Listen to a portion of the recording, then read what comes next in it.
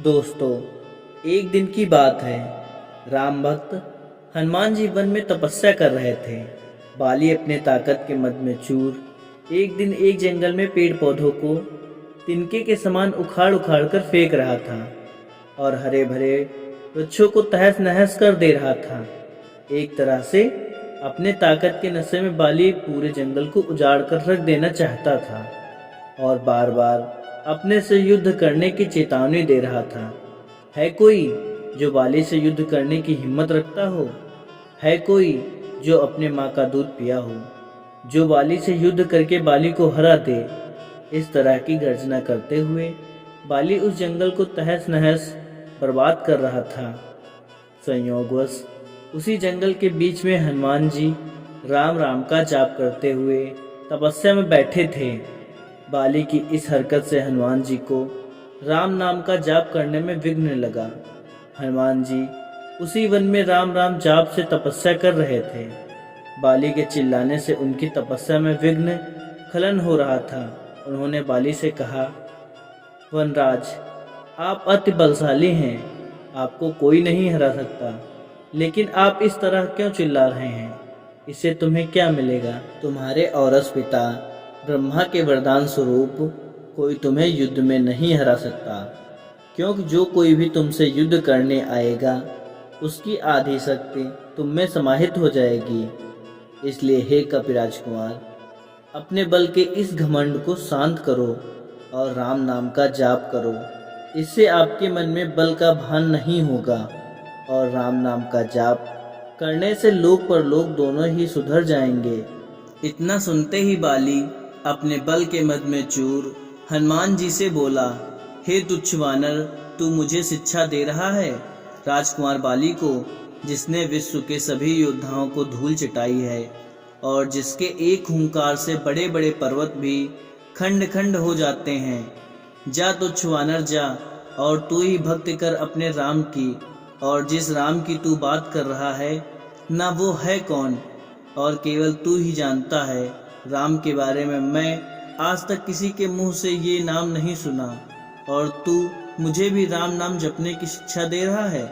हनुमान जी ने कहा, प्रभु श्री राम तीनों लोकों के स्वामी हैं, उनकी महिमा अपरंपार है। ये वो सागर है जिसकी एक बूंद भी मिल जाए वो भवसागर को पार कर जाए।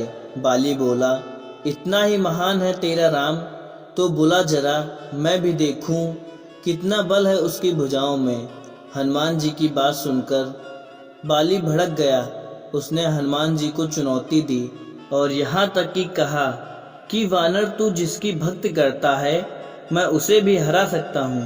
अपने आराध्य राम का मजाक उड़ता देख हनुमान जी को क्रोध आ गया और फिर उन्होंने बाली की चुनौती स्वीकार कर ली और तय हुआ कि अगले दिन सूर्योदय होते ही दोनों के बीच में दंगल होगा।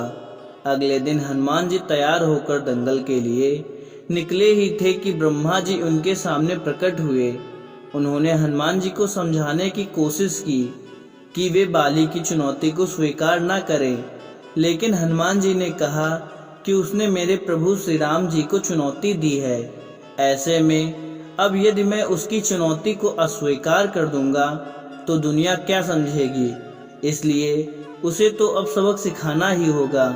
यह सुनकर ब्रह्मा जी ने कहा, ठीक है, आप दंगल के लिए जाओ, लेकिन अपनी शक्ति का सिर्फ 10वां हिस्सा ही लेकर जाओ और शेष अपने आराध्य के चरणों में समर्पित कर दो।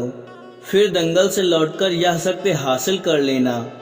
हनुमान जी मान गए और अपनी कुल शक्ति का 10वां हिस्सा लेकर ही बाली से दंगल करने के लिए चल पड़े। दंगल के मैदान में हनुमान जी ने जैसे ही बाली के सामने अपना कदम रखा कि ब्रह्मा जी के वरदान के अनुसार हनुमान जी की शक्ति का आधा हिस्सा बाली के शरीर में समाने लगा और इससे बाली के शरीर में उसे अपार शक्ति का एहसास होने लगा। उसे ऐसा लगा जैसे ताकत का कोई समंदर शरीर में हिलोरे ले रहा हो। चंद ही पलों के बाद बाली को लगने लगा मानो उसके शरीर की नसें फटने वाली हैं और शरीर से रक्त बाहर निकलने ही वाला है। अचानक तभी वहां ब्रह्मा जी प्रकट हुए और उन्होंने बाली से कहा कि यदि अगर खुद को जिंदा रखना चाहते हो तो तुरंत ही हनुमान जी से कोसों दूर भाग जाओ, नहीं तो तुम्हारा शरीर फट जाएगा। बाली को कुछ समझ में नहीं आया, लेकिन ब्रह्मा जी को यूं प्रकट देखकर समझ गया कि कुछ तो गड़बड़ है, और वह वहां से तुरंत ही कोसों दूर भाग खड़ा हुआ। कोसों दूर जाने के बाद उसे जब राहत मिली, शरीर में हल्कापन लगने लगा, तब उसने देखा कि ब्रह्मा जी उसके सामने खड़े हैं। तब ब्रह्मा जी ने कहा कि तुम खुद को दुनिया में सबसे शक्तिशाली समझते हो, लेकिन तुम्हारा शरीर हनुमान जी की शक्ति का छोटा सा हिस्सा भी नहीं संभाल पा रहा था।